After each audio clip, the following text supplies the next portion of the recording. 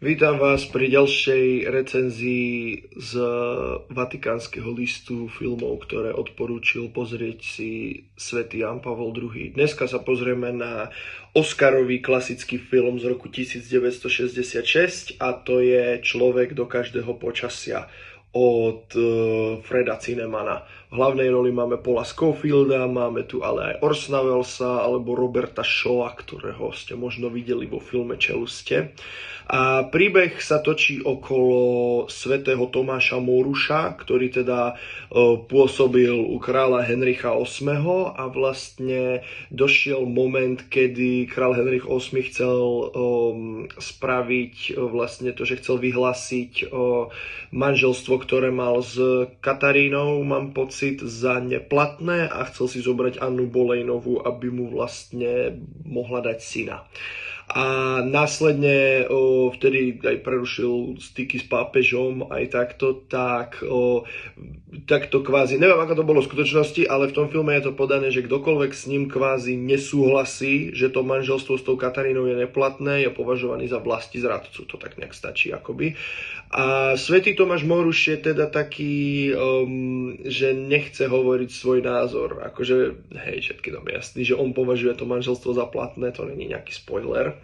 A nasledujú náročné situácie. Je to teda podľa skutočných udalostí, svätý Tomáš Moruš skutočne existoval a toto je Oscarový film, vyhral 6 Oscarov za najlepšie kostýmy, ak sa nemýlim, najlepšiu farebnú kameru, najlepší scenár, hlavného herca, réžiu a samozrejme aj najlepší film, veľká kultovka a ako dopadol teda tento film, za mňa úplne fantastický. Akože toto je jeden z najdiváckejších filmov, dovolím si tvrdiť, ktoré sme tu doteraz mali.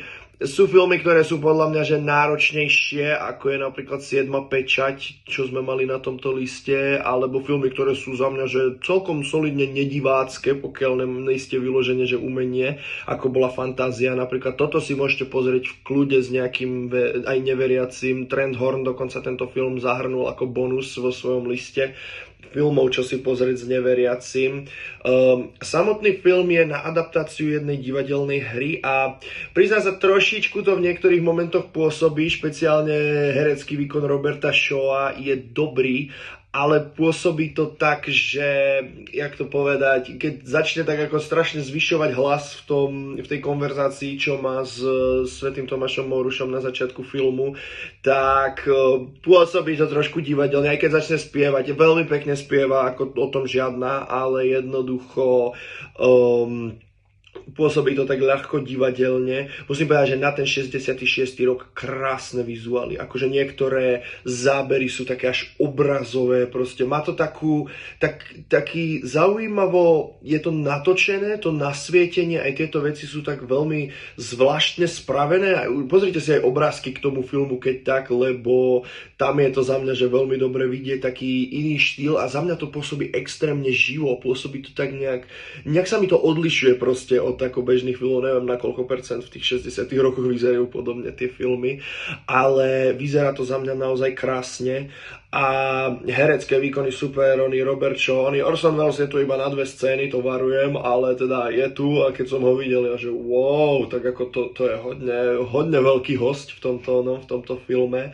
A do toho tu je teda samozrejme Paul Scofield, ktorý teda, poviem to na rovinu, v prvom rade vďačí tomu výbornému scenáru za svoj hereckého Oscara, tak by som povedal za svojho hereckého Oscara, pretože svätý Tomáš Moruš dropuje také bars cez celý tento film, také vety, proste to je, jak mať diskusiu s niekým a strašne ho uloží na jeho miesto extrém. Akože ten scenár, Oscar za scenár bol najzaslúženejší z tých všetkých, čo to podľa mňa dostalo. Neviem, aké boli ostatné filmy v tých kategóriách, teda v tej kategórii, ale jednoznačne scenár bol za mňa veľmi zaslúžený. Má to dobré tempo, má to 2 hodinky, ide to veľmi rýchlo dopredu, je to veľmi zábavné v tom zmysle, že není tu čas, kedy by sa človek nudil, tak veľmi prirodzene sa ide kupredu a musím povedať, že to ja veľmi oceňujem na celom tomto filme, plus teda, jak hovorím, krásna kamera, krásna výprava.